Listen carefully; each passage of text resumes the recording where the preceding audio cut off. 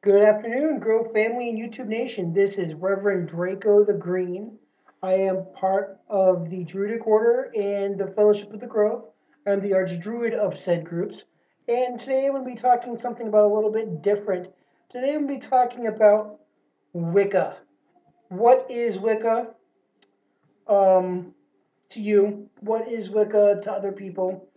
What other cultures find Wicca as? And I'm going to be getting into what kind of Wicca I am, because Wicca has various stages. Now, before I get started, let me make myself perfectly clear.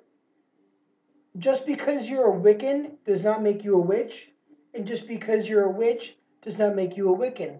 You can be a witch and be Christian, you can be a witch and be Buddhist, you can be a witch and be Muslim, you can be a witch and be whatever kind of faith you want. It's not really a faith, it's a structure. Now, I'm going to get into my form of Wicca, and we will talk more about that.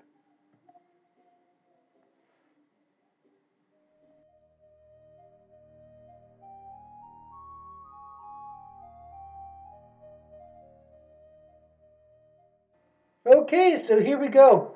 Today, I'm going to be talking about the different forms of Wicca that I know of. You can be Christo Wiccan, which doesn't make sense to me, but I guess it exists. That's Christian Wiccan. You can be Jewy Wiccan, Jewish. You can be Oceanic Wiccan, based off the ocean magic seas. You can be Draconic Wiccan.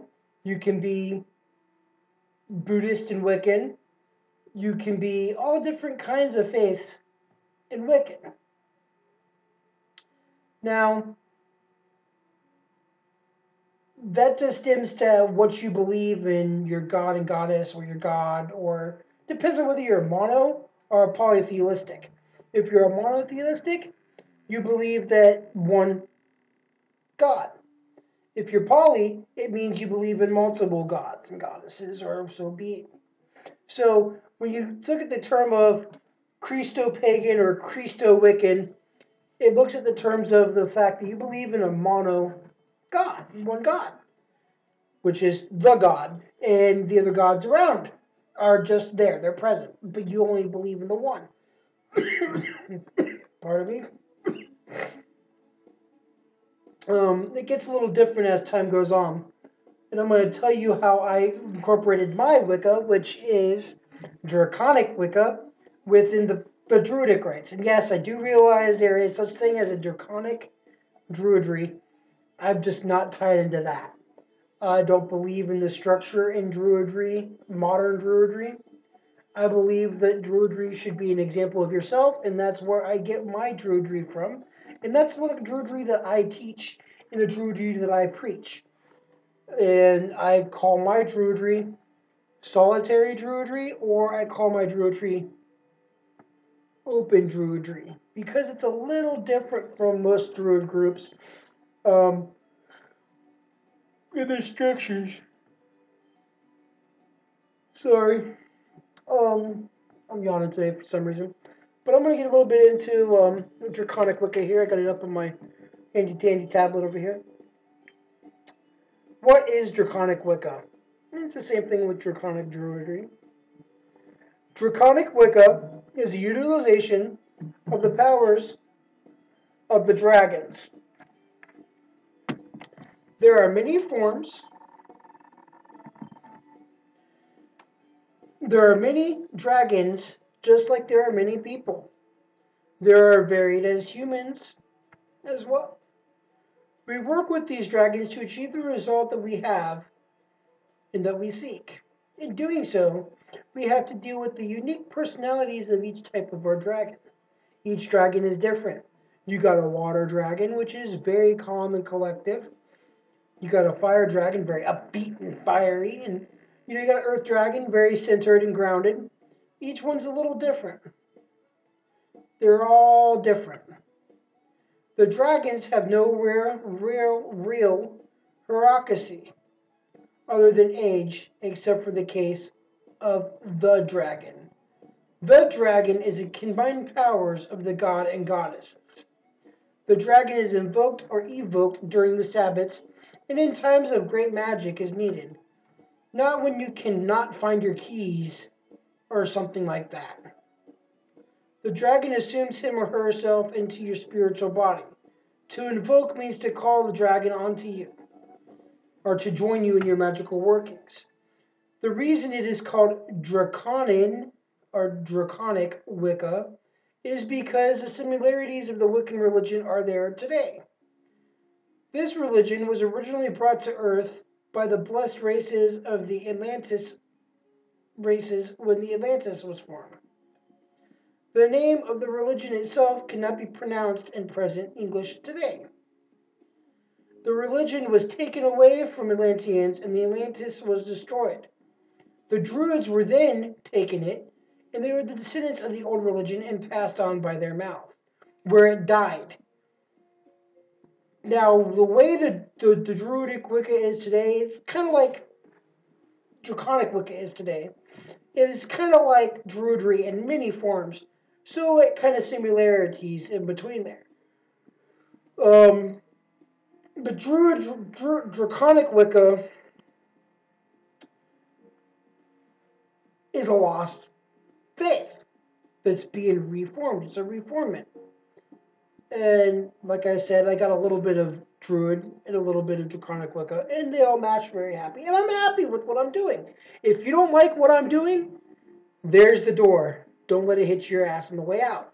And I'm being honest because in Druid, in Draconic Wicca, and in Draconic Magic, you are no longer subtle to life forms and daily things. You're honest.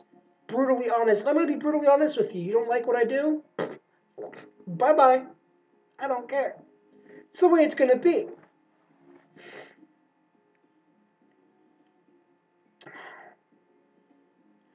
Each dragon has their own elements. The red dragon is effectively the goddess dragon. And very, very few know her actual name. She represents all the blessed races and counterparts for each dragon race. I just went off my thing, so give me a couple seconds. Yay for me. Each race has its own head keeper and elements or its own direction. The element air, earth, fire and water, and darkness, and spirit. There's six dragon heads in Draconic Wicca. Go away. Gotta get rid of you first, and then you. Alright.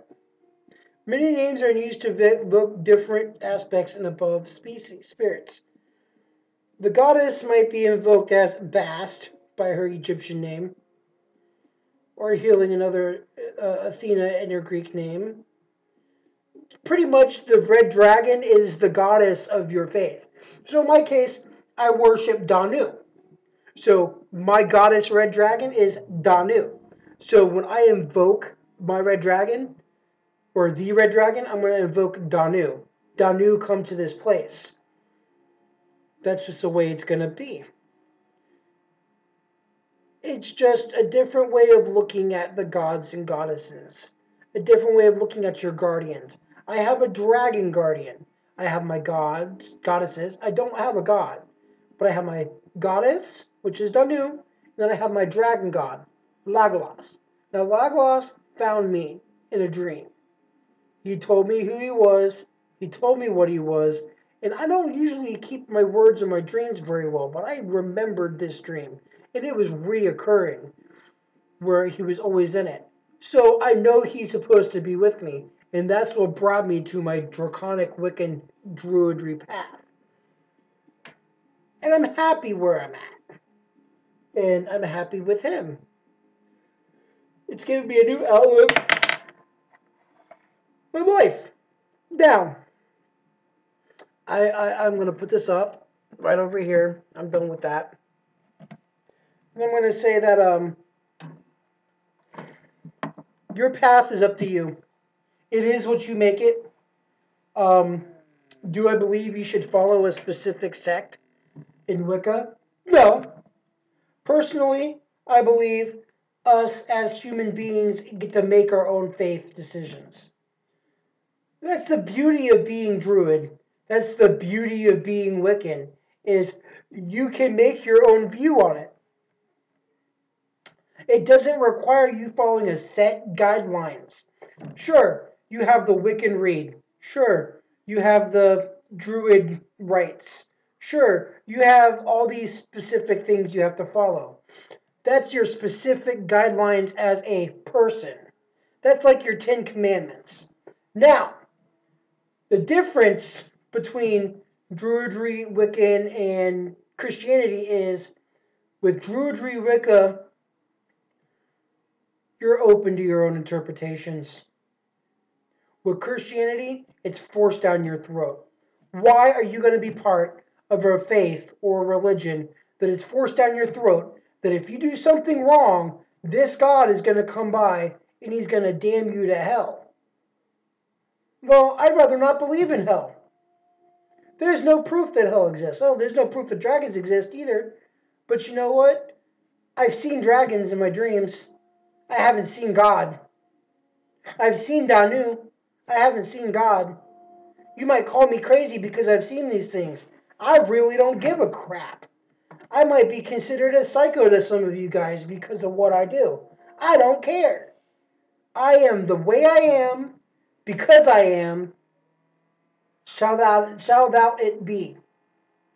And that's the final verdict on everything. You cannot let others control you. You cannot let others sit there and tell you you can't be something like that.